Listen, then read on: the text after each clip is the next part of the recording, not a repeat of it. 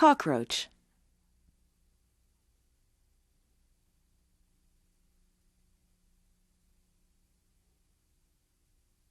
Step 1.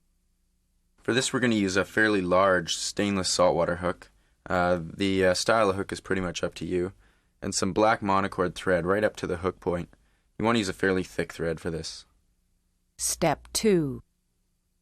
Now we're going to tie in some grizzly hackle feathers, preferably something with a little bit of a rounder tip and a fair bit of length to it. What you want to do is match those up so that the outside of the feather, or top of the feather I should say, is facing outwards. Measure that right up to where the phyllo plume starts. Maybe peel that off so you don't really have too much of that in there.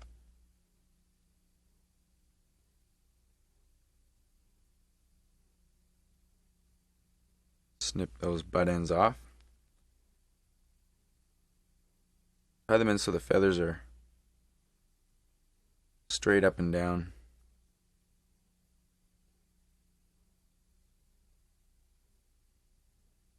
You can come in with 2 more feathers and lay them one on either side of the fly,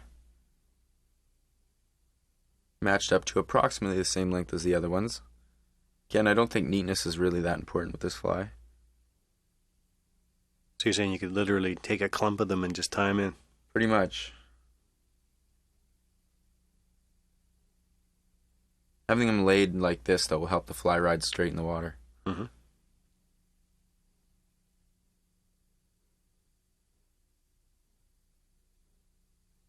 The reason we're doing this, we're trying to create some bulk.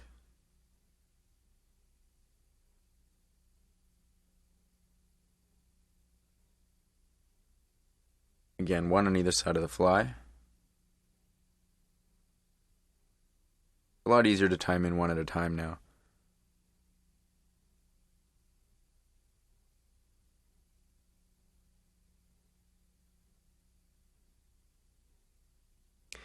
Always grizzly feathers or yeah, for this fly, a grizzly feather is what it calls for. Step 3. Now we've got some dyed brown bucktail. Natural brown bucktail works just as good.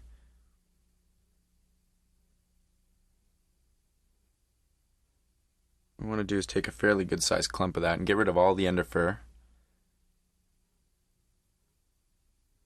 Trim off some length just to make it easier to work with. You don't need to stack this.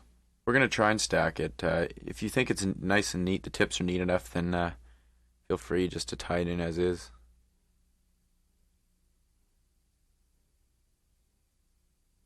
Not as big a deal to worry about stacking it, though, if it's already neatened up a bit. You can see bucktail's quite crinkly and kinked, so it doesn't stack very nicely.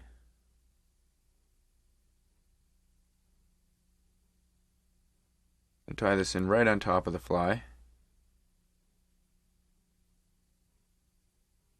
So it extends anywhere from about 1/3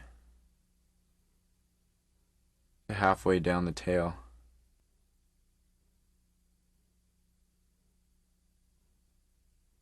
Step 4. Now we're going to take another clump already prepared and tied in on the underside of the hook. So we're trying to get the bucktail to be all the way around the fly. So we're making a collar here, I guess. Yeah, a collar out of hair, exactly.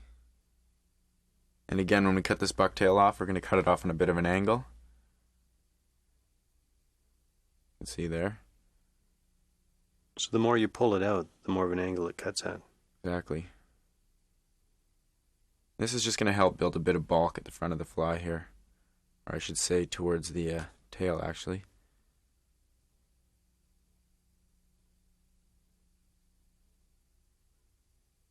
And from here on in, we're really just going to try and build up the body with thread and create a bit of a taper. Step 5. Now come in and whip finish.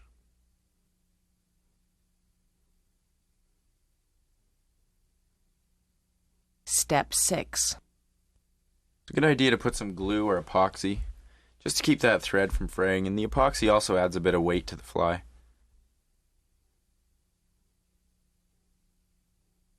So it's just the thread you're covering with epoxy here? Just the thread.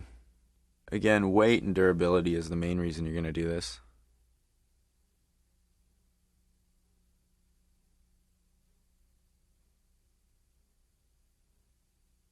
You want to make sure you keep that fly moving for the first few minutes, otherwise the epoxy is going to sag on you.